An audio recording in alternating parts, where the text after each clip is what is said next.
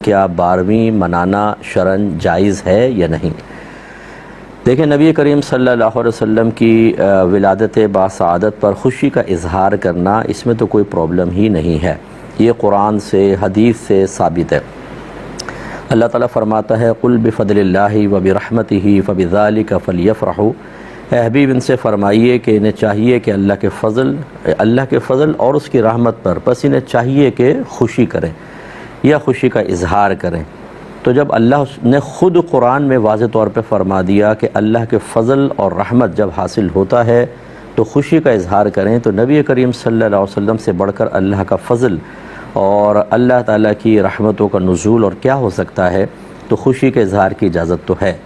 وَأَمَّا بِنِعْمَةِ رَبِّكَ فَحَدِّثْ، اللہ تعالیٰ واضح فرماتا ہے، اور بہرحال اپنے رب کی نعمت کا خوب چرچا کرو۔ حدث معنی ہوتا ہے پھیلا دینا، بیان کر دینا۔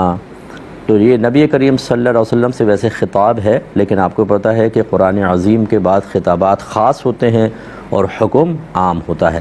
لہذا ہمارے لیے بھی ہے کہ اللہ تبارک و تعالیٰ کی جو نعمتیں ہمیں حاصل ہیں اس کا اظہار کریں، اور نعمت کے اظہار کی مختلف صورتیں ہوتی ہیں۔ کبھی انسان زبان سے کرتا ہے، کبھی نعمت کو اختیار کر لیتا ہے، دوسرے اس کو دیکھتے ہیں، جیسے اچھا مکان بنا لینا جائز اور حلال پیسوں سے، اور اس میں تفاخر نہ ہو، اسراف نہ ہو، اچھا لباس پہننا، اچھا کھانا، یہ سب اعتراف نعمت میں آتے ہیں۔ تو نبی کریم صلی اللہ علیہ وسلم سے بڑھ کر تو کوئی بھی نعمت نہیں ہے۔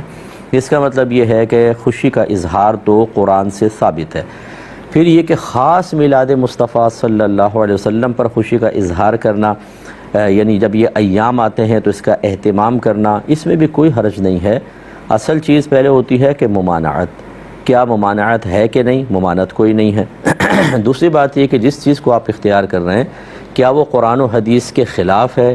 قرآن و حدیث کے خلاف بھی نہیں، اور اگر کوئی کر رہا ہے خلاف، جیسے لوگ خرافات کر لیتے ہیں جلوسوں وغیرہ کے اندر، اس سے ہم خود بیزاریت کا اظہار کرتے ہیں، اس کا مذہب اسلام سے کوئی تعلق نہیں۔ تیسری چیز یہ ہے کہ اسلام اس بات کو منع کرتا ہے کہ دین میں اضافہ نہ کیا جائے۔ دین میں اضافے کا مفہوم یہ ہے کہ کسی چیز کو اس طرح اپنے اوپر لازم کر لینا یا اس کو دین کا حصہ بنا لینا جیسے فرض یا واجب ہو، اور اس کی علامت یہ ہوتی ہے کہ لازم کرنا ہے، چھوڑ نہیں سکتے، جو نہ کرے اس پہ طعنہ زنی کرو، اس کو معتوب کرو، اس پہ عتاب نازل کرو، اس کو برا بھلا کہو۔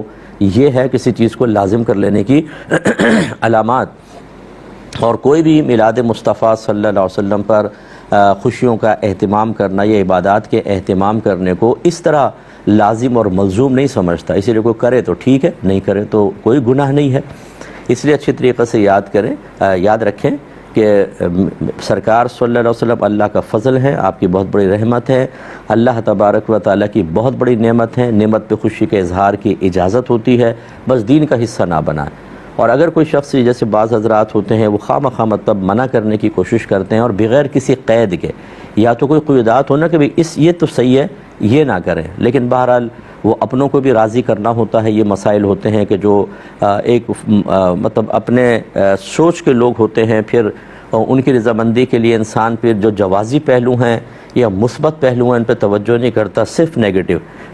حالانکہ جو اہل علم حضرات ہیں وہ انشاءاللہ ہماری بات کو رد نہیں کریں گے، ضرور ایسا ہی ہوگا۔ تو اس لیے لوگوں کو منع کرنا یہ مناسب نہیں ہوتا ہے۔ جو جائز طریقے سے کر رہا ہے وہ کر لیں، اور اگر منع کرتے ہیں تو پھر آپ ایک دائرہ ادب میں رہ کے کویسچن کریں کہ یہ بڑے بڑے جو مدارس ہم نے بنائے ہوئے ہیں ان میں سلیبس کا انتخاب، پھر ان کے اندر مخصوص کتابیں پہلے سال میں یہ پڑھائی جائیں گی، دوسرا، تیسرا، چوتھا، پانچواں، چھٹا، ساتواں، آٹھواں، یہ 8 سال کیوں رکھے ہیں؟ کیا نبی کریم نے حکم دیا تھا؟ کیا صحابہ نے ایسا کیا تھا؟ پھر عالم بن جانے کے بعد اس کی ڈگری جاری کرنا،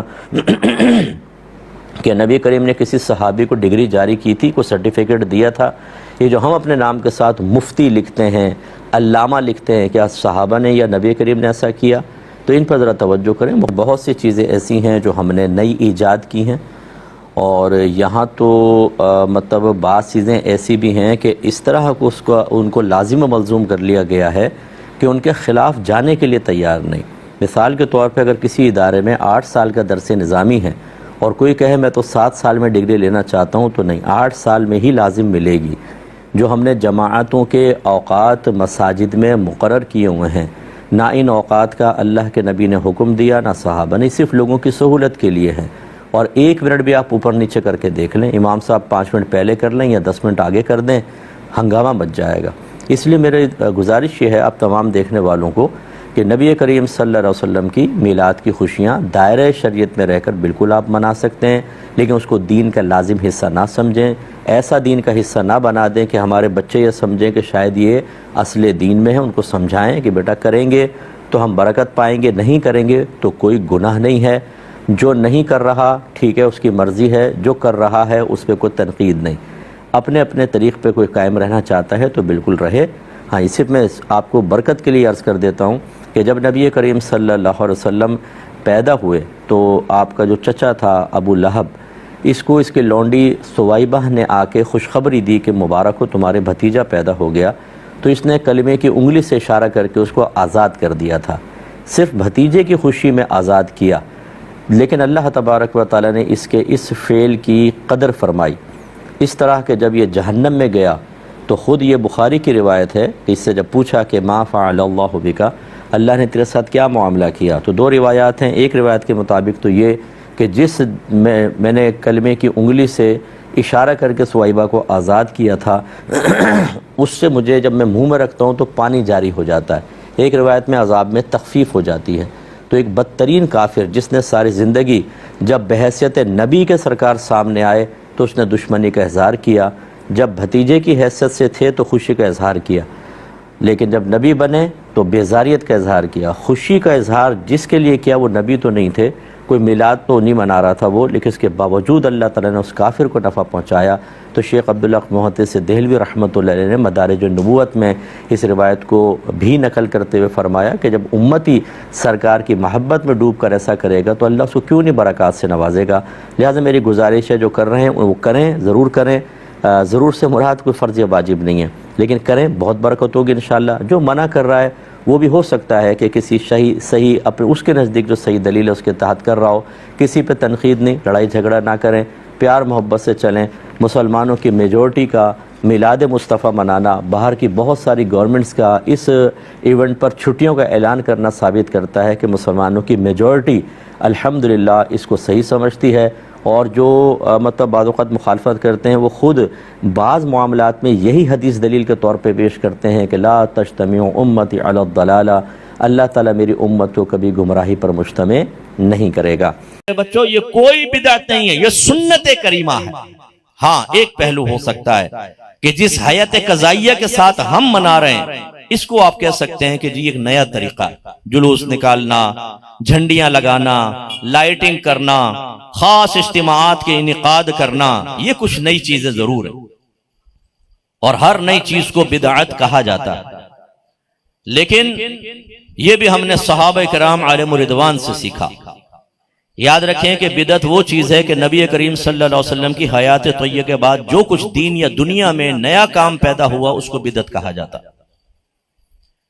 لہذا جب تک نبی کریم حیات رہے ہر چیز سنت، لیکن جب سرکار وفات پا گئے تو پھر بدعت کا آغاز ہوا۔ اب پہلے میں آپ سے کویسچن کرتا ہوں، بہت غور سے اس پوائنٹ کو سمجھیے گا، یہ بتائیں شرعی احکام کے مکلف یا ان کو پورا کرنے کے ذمہ دار صرف ہم ہیں یا صحابہ کرام بھی تھے؟ بولیے۔ چوری کرنا ہمارے لیے حرام، صحابہ کرام کے لیے کیا تھی؟ حرام۔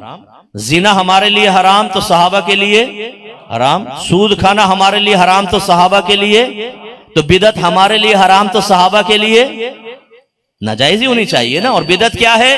وہ کام جو نبی کریم کے دور میں نہیں بعد میں ایجاد ہوا۔ لیکن ہم یہ دیکھتے ہیں کہ صدیق اکبر رضی اللہ تعالیٰ عنہ نے قرآن کو جمع کیا ایک کتابی شکل میں، اور یہ کام سرکار نے نہیں کیا، نہ اس کا حکم دیا، بلکہ یہی بات حضرت صدیق اکبر نے عمر فاروق کی ریکویسٹ پر کہی تھی۔ جب مسیلمہ کذاب سے جہاد ہوا اور بہت سارے حافظ صحابہ شہید ہوئے تو عمر فاروق ابو بکر صدیق رضی اللہ تعالیٰ عنہ کی خدمت میں حاضر ہوئے کہ حضور اگر اسی تیزی کے ساتھ حفاظ صحابہ شہید ہوتے رہے تو قرآن کی حفاظت کا معاملہ خطرے میں پڑ جائے، لہٰذا آپ اس کو کتابی شکل میں جمع کریں، کیونکہ پہلے جیسے جیسے وحی نازل ہوتی مثلا 10 صحابہ بیٹھے، سرکار ان کو قرآن لکھوا دیتے تھے، پھر سرکار کہیں اور گئے، 5 صحابہ ساتھ ہیں، نئے صحابہ، ایک آیت وہاں نازل ہوئی، ان کو لکھوا دی۔ پھر وہ آپس میں شیئر کرتے تھے اور پھر صحابہ جمع کر کے یاد کر لیا کرتے تھے، لیکن ایک کتابی شکل میں نہیں تھی۔ کسی نے درخت کی چھال پر لکھا، کسی نے اونٹ کی ہڈی پہ لکھا، کسی نے پتھر پہ لکھا، کسی نے کھال کے اوپر لکھا، محفوظ۔ اب جب عمر فاروق رضی اللہ تعالیٰ نے ریکویسٹ کی، صدیق اکبر نے یہی جملہ کہا، اے عمر، جو کام اللہ کے نبی نے نہیں کیا میں کیسے کر سکتا ہوں؟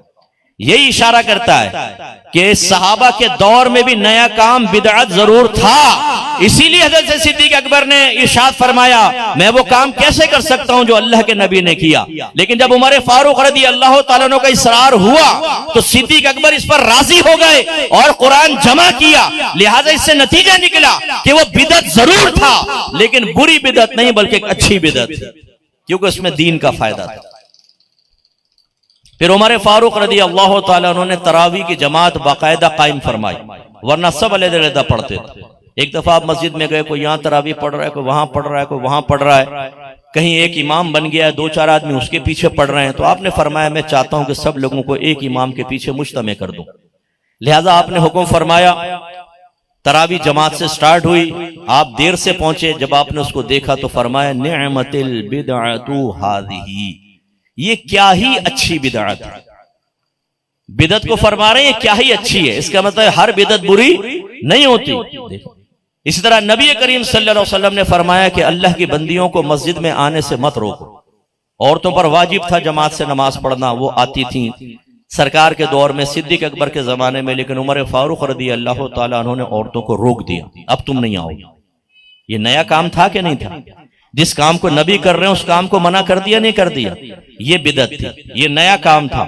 عورتیں گئیں، سیدہ عائشہ صدیقہ عالمہ طیبہ طاہرہ مجتہدہ مفتیہ کے پاس، ہماری والدہ بہت صاحبہ علم تھی، اور ان سے جا کر کہا کہ دیکھیں یہ عمر فاروق نے ہمیں مسجدوں میں آنے سے روک دیا۔ میری والدہ نے فرمایا اگر میرے سرکار میرے سرتاج آج دنیا میں ظاہری طور پہ جلوہ افروز ہوتے اور جس طرح عورتیں زینت کر کے گھر سے باہر نکل رہی ہیں آپ ملاحظہ کر لیتے تو آپ بھی عورتوں کو مسجد میں آنے سے روک دیتے۔ گویا کہ آپ نے فرمایا بظاہر یہ نبی کریم کی قول کی تمہیں مخالفت نظر آ رہی ہے، لیکن حقیقتاً مزاج رسول کی موافقت ہے۔ میرے نبی ہوتے تو یہی کرتے، اس کا مطلب ہے ہر نیا کام برا نہیں ہوتا۔ جمعے کی کتنی اذانیں ہوتی ہیں بولے؟ نبی کریم کے دور میں کتنی تھی؟ ایک۔ صدیق اکبر کے دور میں ایک، عمر فاروق کے دور میں صرف ایک۔ کون سی؟ جو خطبے سے تھوڑی دیر پہلے ہوتی، بس ایک اذان۔ اذا نودی للصلاۃ من یوم الجمعۃ فاسعوا الی ذکر اللہ وذروا البیع، جب اذان دی جائے، جمعے کی اذان دی جائے تو تمام معاملات چھوڑ دو، بے وغیرہ چھوڑ دو اور سعی الی الجمعہ کرو، فوراً جمعے کی طرف آؤ۔ جب عثمان غنی کا دور آیا تو مدینہ پھیل گیا اور بازار مدینے سے باہر چلا گیا۔ بعض اوقات اذان کی آواز صحیح نہ پہنچتی یا پہنچتی تو لوگ جب تیاری کر آتے تو دیر ہو جایا کرتی، تو زاورا کا ایک مقام تھا مدینے کے باہر جہاں عثمان غنی نے ایک مؤذن مقرر کیا کہ پہلی ایک اذان دی جائے تاکہ لوگ ہوشیار ہو کر آئیں، پھر دوسری اذان کے فوراً بعد خطبہ اور جمعہ ہو جائے، دیر سے نہ پہنچے۔ آج دیکھیں یہ پہلی اذان ہر جگہ دی جا رہی ہے، یہ صحابہ کرام کا طریقہ۔ اس کا مطلب ہے کہ جب یہ کہا جاتا ہے کلو بدعت ضلالہ و کلو ضلالۃ فی النار، ہر بدعت گمراہی ہے، ہر گمراہی جہنم میں لے جانے والی ہے، اس سے مراد وہ بدعت ہے جو قرآن و حدیث کے خلاف، جس کو بدعت سیئہ کہتے ہیں۔ اور اگر کوئی ایسا نیا کام ایجاد کرے جس سے دین کو تقویت ملے، محبت رسول میں اضافہ ہو، ثواب میں اضافہ ہو، لوگ دین کے قریب آئیں، دین کی ترغیب حاصل ہو، اور وہ سرکار کے دور میں نہیں تھا، بدعت یہ بھی ہے لیکن اس کو بدعت حسنہ کہا جائے گا۔ بدعت سیئہ پر عامل جہنم میں جائے گا اور بدعت حسنہ پر عمل کرنے والا انشاءاللہ درجات کی بلندی پائے گا، اللہ راضی ہوا تو جنت میں بھی جائے گا۔ اب ہم آپ کو عرض کرتے اور یہ ذہن میں رکھ لیجئے گا کہ آج کے دور میں کوئی بھی بدعت سے محفوظ نہیں۔ جو یہ مشین گن لے کے بیٹھا ہوا ہے کافر مشرک بدعتی، کافر مشرک بدعتی، دائرہ ادب میں رہ کر بالکل آپ اس سے یہ والے کویسچن کر لیجئے گا گنبد اور مینار پہلے مسجدوں میں نہیں تھا، چار سرکار کے نہ دور میں نہ چاروں خلفاء کے دور میں، یہ بعد کی ایجاد ہے۔ مسجدیں خالی ہوا کرتی تھی، گنبد اور مینار نہیں تھے۔ بعد میں فقہا نے کہا کہ بھئی جو مسافر آتے ہیں انہیں پتہ ہی نہیں چلتا کہ گھر کون سا اور مسجد کون سی جب تک اذان نہ ہو، تو کوئی ایک علامت ہونی چاہیے کہ دور سے دیکھ کے جان جائے کہ یہ مسجد ہے، تو گنبد اور مینار بننا شروع ہوئے۔ کوئی مسجد کسی مکتبہ فکر کی گنبد مینار سے خالی ہے؟ جا کے پوچھتے کیوں نہیں کہ یہ گنبد اور مینار تو نہ اللہ کے نبی نے بنائے، نہ اس کا حکم دیا، نہ صحابہ نے بنائے، نہ حکم دیا، آپ یہ بدعت کیوں کر رہے ہیں؟ اور اس بدعت کا تعلق عین دین سے ہے، کوئی دنیا سے بھی نہیں ہے۔ تو ہم میلاد بنا کے جہنمی ہو جائیں اور آپ گنبد اور مینار بنا کے قطعی جنتی ہو جائیں، وجہ فرق ہمیں بتا دو، وجہ فرق بتائیے۔ 6 کلمے، ایمان مفصل، ایمان مجمل، سب بات کی ایجاد۔ قرآن پاک کو کتابی شکل میں بعد میں، اور اس کے اعراب، وف کے نشانات، آیات کے نشانات سب بعد میں۔ سپاروں کے نام یہ اللہ کی طرف سے نہیں ہے۔ ایک لفظ ہوتا ہے توفیق، ایک ہوتا ہے توقیف۔ توفیق کا مطلب ہوتا ہے اسباب خیر کو کسی کی طرف متوجہ کر دینا، اللہ کی طرف سے اسباب خیر کو متوجہ کر دینا۔ اگر میں آپ سے کہتا ہوں آئیے نماز پڑھیں تو یہ خیر کا ایک سبب متوجہ ہوا، ہم کہیں گے آپ کو توفیق ملی ہے۔ تو میرے بعض بھائی کہتے ہیں جب نماز کا کہنا کہ یار نماز پڑھ لو، کہتے ہیں جب اللہ کی توفیق ہوگی تو پڑھ لیں گے۔ تو بھائی توفیق کسی فرشتے کا نام نہیں ہے کہ وہ آپ کے پاس آ کر گئے کہ حضور نماز کا ٹائم ہو گیا ہے، حکم فرمائیں تو آپ کو وضو خانے تک پہنچا دوں اور اٹھا کے وہاں پہنچا دیں، پھر آپ یوں بیٹھے رہیں، آپ کا منہ بھی دھو دے پپو کا اور ہاتھ بھی دھوئیں، وضو کروائیں، پھر لا کے مصلی پہ کھڑا کر دیں کہ اب اتنا تو آپ کر دیں کہ نماز پڑھ لیں۔ یہ توفیق تو آپ کو قیامت تک نہیں ملنے والی۔ اور ایک ہوتا ہے توقیف۔ توقیف کا مطلب ہوتا ہے اللہ کی طرف سے ہونا۔ صورتوں کے نام سب توقیفی ہیں اللہ کی طرف سے، لیکن سپاروں کی تقسیم اور سپاروں کے نام یہ انسانوں کا کمال ہے، اللہ تبارک و تعالیٰ کی طرف سے نہیں ہے۔ اعلی حضرت سے جب پوچھا گیا کہ 30 سپاروں کی تقسیم قرآن میں کس نے کی اور کس نے اس کا نام رکھا، اور کہتے ہیں ہم یہ دیکھتے ہیں کہ پوری سورت ختم ہو رہی ہوتی ہے، صرف ایک لائن اس کی رہ جاتی ہے، وہ اگلے سپارے میں ڈال دی، اس سے پہلے نہیں۔ یہ تقسیم کس نے کی؟ فرمایا کسی نامعلوم شخص کا کارنامہ ہے۔ فتاوی رضوی میں اٹھا کے پڑھ، یہ تقسیم کسی نے کی۔ آج جس بھی مکتبہ فکر سے قرآن چھپ رہا ہے، کسی بھی پرنٹنگ پریس سے دیکھ لیں 30 سپاروں کے اندر ہی چھپ رہا ہے۔ یہ بدعت کس نے ایجاد کی؟ کیوں چل رہی ہے بدعت؟ مسجدوں کے اندر جماعت کے اوقات مخصوص ہیں کہ نہیں؟ فجر اتنے بجے، ظہر، عصر، مغرب، عشاء، عید، جمعہ۔ کبھی ایسا دیکھا ہے کہ کبھی 1:30 بجے ہو گئی، کبھی 2:30 بجے ہو گئی مثلا ظہر، کبھی 3:30، کبھی ایک دم 12:15 کر کے دیکھیں ذرا، لوگ ماریں گے پکڑ کے۔ تو ہر مسجد میں جماعت کے اوقات مخصوص کر دیے گئے۔ پوچھیں کس نے کیے تھے؟ اللہ کے نبی نے، صحابہ کرام نے؟ نہیں۔ تو تم نے یہ بدعت کیوں ایجاد کی؟ جواب ہوگا یار لوگوں کی سہولت اور آسانی کے لیے، آگے پیچھے کر دیں گے بیچارے لوگ، کوئی جماعت میں پہنچ پائے گا، کوئی نہیں پہنچ پائے گا، اس لیے۔ اس کا مطلب ہے کہ آپ کی عقل نے کام کیا تو ایک عقلی دلیل پر کہ لوگوں کے لیے آسانی ہو جائے گی، نہ قرآن کی دلیل نہ حدیث کی دلیل، ایک عقلی دلیل پر نماز کے اوقات آپ طے کر لیں، جماعت کے اوقات، یہ بدعت نہ ہو، عین سنت کے موافق ہو جائے اور آپ کے لیے باعث نجات بھی بن جائے۔ اور میلاد مصطفیٰ کے لیے اگر ہم 10 دن مقرر کر لیں، 12 دن مقرر کر لیں تو یہ بدعت ہو جائے اور یہ تخصیص کرنا ہمارے لیے قابل گرفت ہو جائے۔ وجہ فرق بتائیے آپ نے سنا ہے بعض لوگ کہتے ہیں مفتی اعظم پاکستان فلاں، کبھی آپ نے نبی کریم کے ساتھ سنا مفتی محمد، مفتی ابو بکر، مفتی علی، مفتی عثمان، مفتی عمر، مفتی ابو ہریرہ، مفتی زید بن ثابت؟ سنا آپ نے؟ یہ شیخ الحدیث، شیخ التفسیر، یہ جتنے القابات ہیں سب کے سب بدعت ہیں، بعد میں ایجاد ہے۔ بخاری، مسلم، ترمذی، نسائی، ابو داؤد، ابن ماجہ، جو آپ سے یہ کہتا ہے کہ مجھے بخاری میں میلاد دکھا دو میں مان لوں گا، یہ دعویٰ بھی، یہ مطالبہ بھی ایک بہت بڑا بدعت ہے۔ کیا کسی صحابی نے، نبی کریم نے حکم فرمایا تھا کہ بخاری میں ملے تو مان لینا ورنہ نہیں نا؟ تو پھر تمہارا یہ مطالبہ بھی تو بدعت ہوا، اس پر کیوں نہیں گرفت ہوگی یہ بتاؤ؟ اور پھر چلو ہم کہتے ہیں مان لیتے ہیں کیونکہ ہم تو بدعت حسنہ کو مان لیتے ہیں نا، چلو مان لیا، تم یہ کہتے ہو بخاری میں دکھا دو کہ اگر میلاد صراحتاً کہیں لکھا ہو کہ میلاد مناؤ ہم منا لیں گے۔ میں دائرہ ادب میں رہ کے کہتا ہوں، پہلے کویسچن کرتا ہوں، اس کا مطلب ہے بخاری آپ کے نزدیک اتنی ویلڈ ہے کہ اس میں لکھا ہوگا تو مان لو گے ورنہ نہیں؟ یس۔ اب میں آپ سے مطالبہ کرتا ہوں، آپ بخاری میں یہ دکھا دیں کہ امام بخاری نے فرمایا ہو کہ میری بخاری میں ہو تو ماننا ورنہ نہ ماننا، یہ دکھا دو، میں آپ کا مرید ہو جاتا ہوں۔ امام بخاری نے تو یہ معیاری مقرر نہیں کیا، آپ نے کہاں سے کر لیا؟ یہ مطالبہ بھی بدعت۔ پھر بخاری، مسلم، ترمذی، نسائی، ابو داؤد، ابن ماجہ، حاکم کے مستدرک، دارمی، دارقطنی اور بہت ساری، باہقی، دارقطنی کی باہقی، بہت ساری کتابیں معرض وجود میں آئیں، یہ سب بدعت ہے، کیونکہ صحابہ کرام نے اس طریقے سے عنوانات قائم کر کے، ابواب قائم کر کے کبھی بھی حدیثیں جمع نہیں، سب کی سب بدعت ہے۔ جہاں سے آپ حدیثیں لیتے ہو نا، یہ سب بدعت ہے، لیکن کیا ہے؟ بدعت حسنہ، ہم تو کہتے ہیں بدعت حسنہ۔ تو خلاصہ کلام یہ کہ میرے بچوں، عید میلاد النبی بالکل سنت ہے، یہ صحابہ کرام کی بھی سنت ہے کہ انہوں نے نبی کریم کی اظہار خوشی فرمایا۔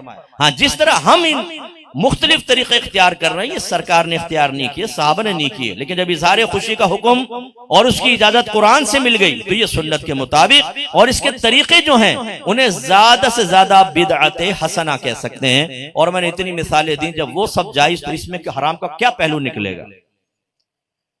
اس لیے پوزیٹیو ڈیبیٹ کا اصل میں دور ختم ہو گیا۔ اب مناظرہ ہوتا ہے نا تو وہ مجادلہ ہے، مناظرہ نہیں ہے، جھگڑا، جو جتنا چیخے، جو جتنا چلائے وہ غالب۔ ایک صاحب تو مناظرہ ہارنے لگے، ان کے لوگوں نے کہا لے بھائی بڑی بے عزتی ہوگی، مناظرہ ہار جائیں گے، سامنے والے کے دلائل بڑے قوی، قرآن حدیثیں پڑھے ہوئے۔ تو انہوں نے جیسی دیکھا فوراً اس آدمی کو کندھے پہ اٹھا لیا، امام صاحب تھے مسجد کے، جیت گئے جیت گئے جیت گئے جیت گئے۔ وہ سامنے نہ کہہ رہا جیت گئے، باہر نکل کے روڈوں پہ نکلے، لوگوں نے پھولوں کے ہار ڈال دیے، ماشاءاللہ جی مبارک ہو مبارک ہو۔ اگلے دن سارے علاقے میں پوسٹر لگا دی، حضرت نے مناظرہ جیت لیا۔ اب تو یہ سب ہو رہا ہے کہ کوئی ہارے ہی تو اس کو جتوا دیتے، کوئی ہار قبول کرنے کے لیے تیار نہیں۔ لیکن اگر پوزیٹیو ڈیبیٹ ہو، کاش کبھی ہو جائے، کاش کبھی ہو جائے، انشاءاللہ آپ دیکھیں آپ کے علماء اہل سنت ہی اللہ کی عطا سے اس کے اذن سے غالب آئیں گے۔ ہمارے دلائل اتنے قوی ہیں الحمدللہ، یہ چونکہ ڈیبیٹ تو ہوتی نہیں نا، ہر ایک کو موقع مل جاتا ہے، وہ ایسا بیان کرتا ہے جیسے ہم تو سب جہنمی ہیں۔ حالانکہ میرے آقا نے واضح طور پہ ارشاد فرمایا، لا تجتمع امتی علی الضلالہ، لا تجتمع امتی علی الضلالہ، میری امت کبھی گمراہی پر جمع نہیں ہوگی، یعنی سمپل میجورٹی ہمیشہ حق پر قائم رہے گی۔ اتبعوا سواد العظم من شذ شذ فی النار، بڑی جماعت کی پیروی کرو، جو جماعت سے علیحدہ ہوا وہ جہنم میں علیحدہ کیا گیا۔ پوری دنیا میں الحمدللہ اہل سنت و جماعت سمپل میجورٹی کے اندر ہے، اور قیامت تک باقی رہیں گے انشاءاللہ۔ جتنے اللہ کے ولی آئے ہیں سب کے سب اہل سنت کے اندر آئے الحمدللہ۔ ہمیشہ ہماری تعداد ہمیشہ غالب رہی اور انشاءاللہ قیامت تک غالب رہے گی اللہ کی عطا سے۔ اور آخری ایک حدیث سنا کے بس پھر میں دوسرے پہلو کی طرف آ رہا ہوں۔ مسند امام احمد بن حنبل کی روایت ہے، وَمَا رَآءُ الْمُؤْمِنُونَ حَسَنًا فَهُوَ عِنْدَ اللَّهِ حَسَنٌ، جو مومنین کے نزدیک اچھا ہے وہ اللہ کے نزدیک بھی اچھا ہے۔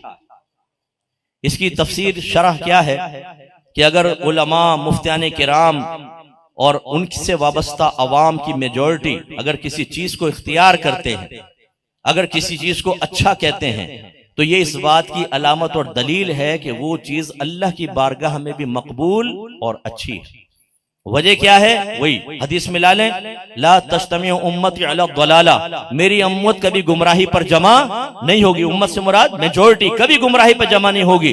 اس کا مطلب ہے جب میجورٹی گمراہی پر جمع نہیں ہوگی، اور دوسرے مقام پر فرمایا جو مومنین کے نزدیک اچھا ہے وہ اللہ کے نزدیک بھی اچھا ہے، اس کا مطلب ہے اللہ تعالیٰ میجورٹی کو ہمیشہ اس کام کی ہی توفیق دے گا جو اللہ کی بارگاہ میں اچھا ہے۔ تو الحمدللہ پوری دنیا میں میلاد مصطفیٰ منایا جا رہا ہے، پوری دنیا کے اندر ہر ایک منا رہا ہے، اور انشاءاللہ آپ دیکھیں آگے اور پوزیٹیو تبدیلیاں آنے والی، ہر جگہ میلاد منایا جائے گا، اور اب یہ واضح ہو جائے گا کہ میجورٹی مسلمانوں کی اس کو منا رہی ہے، تو جو مومنین کے نزدیک اچھا وہ اللہ کے نزدیک بھی اچھا ہے، تو جو اس کی مخالفت کرے وہ اللہ کے نزدیک اچھے کی مخالفت کرتا ہے۔ تو پھر بتائیں میلاد منانے والا قابل گرفت ہوگا کہ مخالفت کرنے والا قابل گرفت ہوگا؟ فیصلہ خود کر لیں۔